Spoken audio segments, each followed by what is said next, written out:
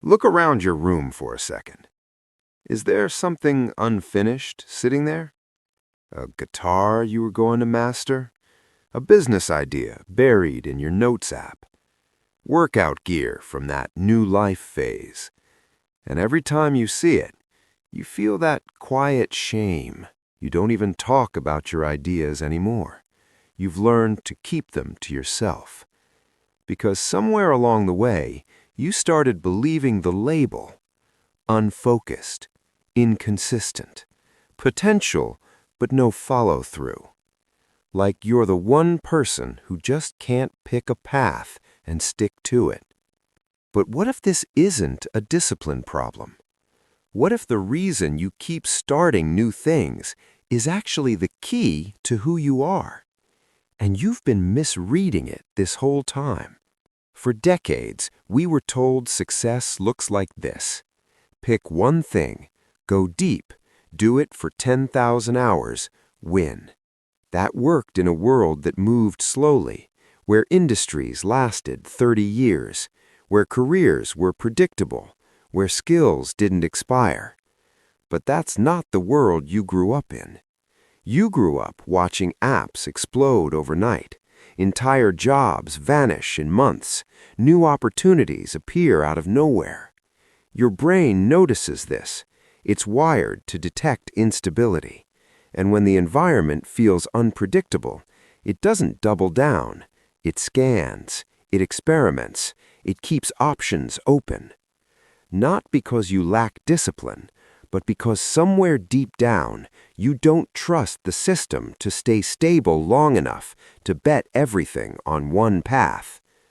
Maybe your inconsistency is actually your nervous system trying to survive.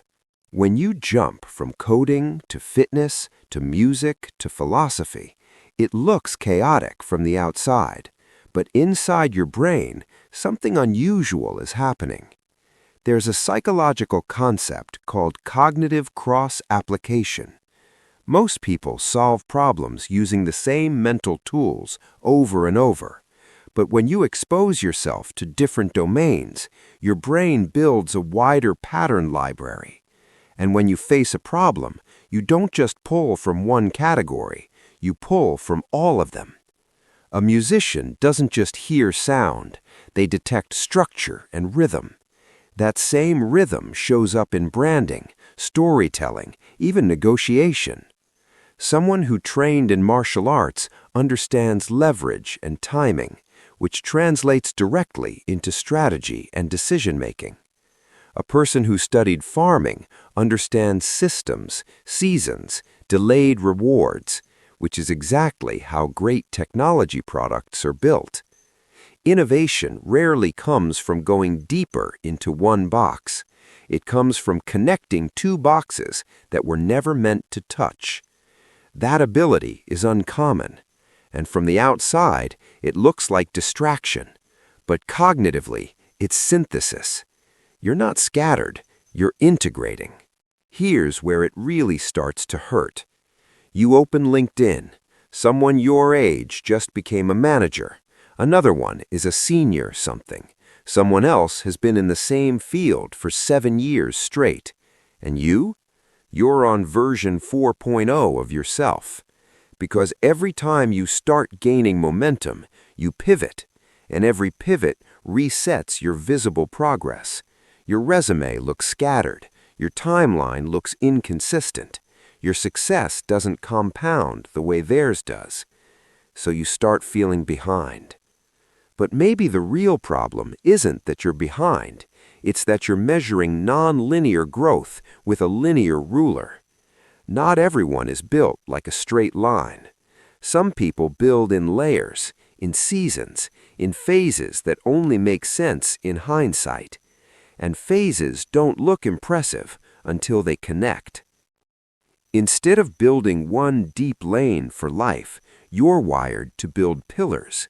But here's where most multi-interest people sabotage themselves. They try to build every pillar at the same time. Fitness, startup, filmmaking, writing, all in one season. That's not ambition, that's fragmentation. Your brain doesn't burn out because you have many interests. It burns out because you split your depth across too many directions at once. The solution isn't to shrink your curiosity, it's to sequence it. Build in chapters. One season, you go all in on one craft. You let it compound. You build real depth. Then you pivot, not as a beginner, but as someone carrying tools from the last phase. Nothing was wasted, because pillars built one at a time eventually hold more weight than a single column ever could. There's something powerful about building more than one pillar. If one field collapses, you're not stranded. If one identity fades, you don't disappear with it.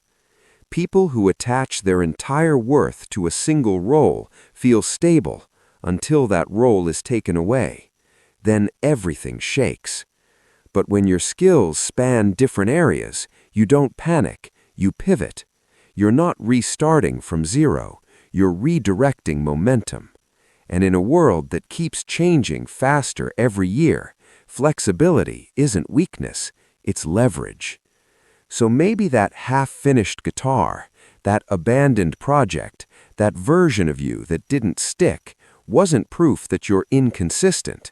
Maybe it was proof that you were building layers. And layers don't look impressive at first, but they make you hard to break. Those unfinished hobbies, they weren't failures, they were experiments, data collection, training grounds. You weren't quitting, you were mapping. You were building pattern recognition across different worlds. Some people are built to go deep in one lane. Others are built to connect lanes that were never meant to touch. And in a world that keeps fragmenting, the people who can connect fragments become indispensable. This was never weakness, it was architecture. If this felt like someone was finally putting words to how your mind works, you're not broken, you're just built differently. Subscribe. We're going to build this properly.